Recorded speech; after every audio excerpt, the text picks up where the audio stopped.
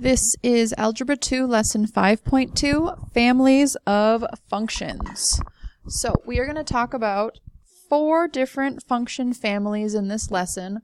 The first one we've already spent quite a bit of time on, and that is the linear function. The parent function of the linear function is y equals x. So all of the work that we've been doing with y equals mx plus b, those are actually transformations on the parent function y equals x. The graph of a linear function is always going to look like a line. And so as we move into this chapter, we're going to see different variations on that, or transformations on that, sliding the line up and down, left and right, flipping the line, and changing the slope of the line. The second family that we're going to talk about will be the quadratic function. And the parent function of a quadratic is y equals x squared. We'll spend much more time on the quadratic functions in another chapter, maybe chapter 7 if I'm remembering right. But will we be able to transform those now using these things that will come up in this chapter? But the shape of the graph of a quadratic function is a U-shaped graph. It's called a parabola. The bottom of that U-shape is called the vertex. The parent function's vertex will always be at the origin with a U-shaped graph facing upward. The next function family that I want to talk about is the square root function.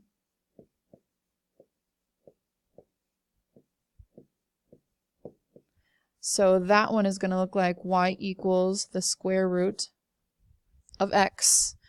And the quadratic function and the square root function are what's called inverses. It's going to kind of be like a U shape on its side, but only the top half of the U, because you can't square root a negative, or when you do a square root you won't get a negative, so we don't have the bottom half. But it doesn't really have a name. I guess I don't know what the name of that would be, but it's almost like an arc shape. It's like a U shape on its side, but only half of that U shape. And the last function family that we'll discuss in this chapter will be the absolute value.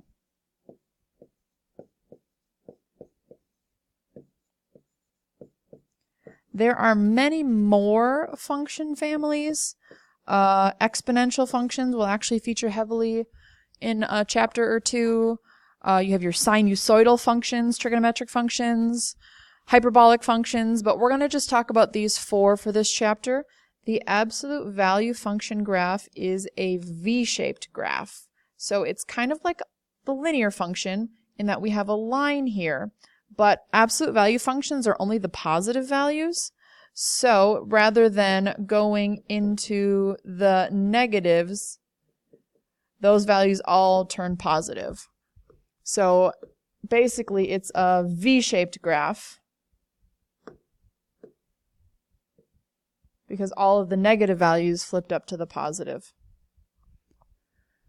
So here we're going to use some function notation from last lesson and just identifying different functions.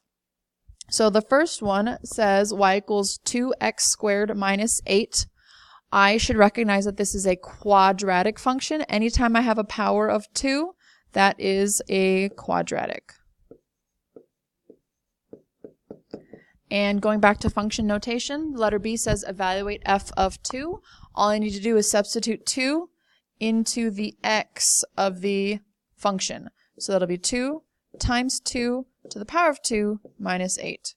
So using PEMDAS, 2 squared is 4. 4 times 2 is 8. 8 minus 8 is 0. Letter C, solve f of x equals 24. So this is a little new, and we're going to get more into this when we focus heavy on quadratics in a couple chapters. But whenever something is equal to the number, I like to drop that line in the equal sign and use of our inverse operations to solve for x. So I'm going to start with plus 8. This is something we've seen before. We've done a bunch. We're pros. And second step, we've seen a bunch, we've done this. We're going to divide by 2 to cancel out the 2. Now this is a little different. We haven't talked about how to solve for a power yet. We'll get into that in a couple chapters, but I am trying to think what times what, because that's what a square is, what times itself equals 16.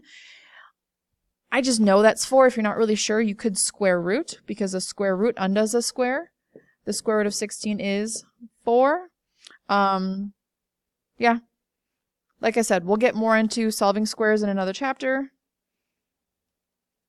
The last examples are just to identify the type of function. So this is a multiple choice. We had 4 families up top: the linear, the quadratic, the square root, and the exponential. Based on the shape of the graph or the symbols we see in the equation, we should be able to identify what type of function it is. So this first one here, I see a V-shaped graph. I know the V-shaped graphs are absolute value graphs. So if I were needing to write an equation for this, I would know that the parent function is y equals bar x bar. Letter B, I see a U-shaped graph. The U-shaped graphs are called parabolas. And I know that all of my parabolas, my U-shaped graphs, are going to be quadratics. And the parent function there would be y equals x squared. So whatever equation I have for that should have a power 2 in there. And the last one, that's pretty straightforward. That's just a line. Lines are linear. The base of the word linear is line. My parent function is y equals x.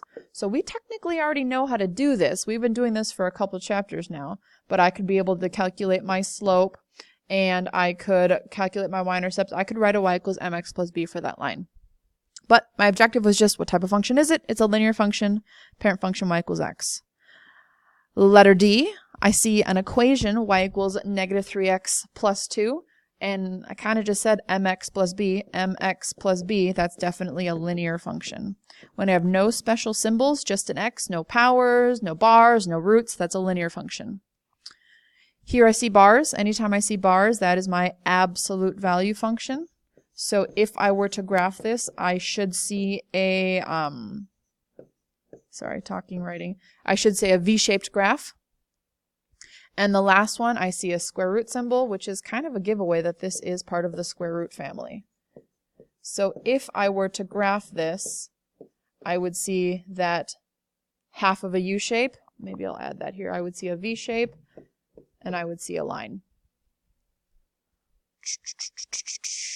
That's it for the notes. The exercises are just evaluating some functions, using function notation, and identifying types of families. So good luck on the exercises. Let me know if you have any questions.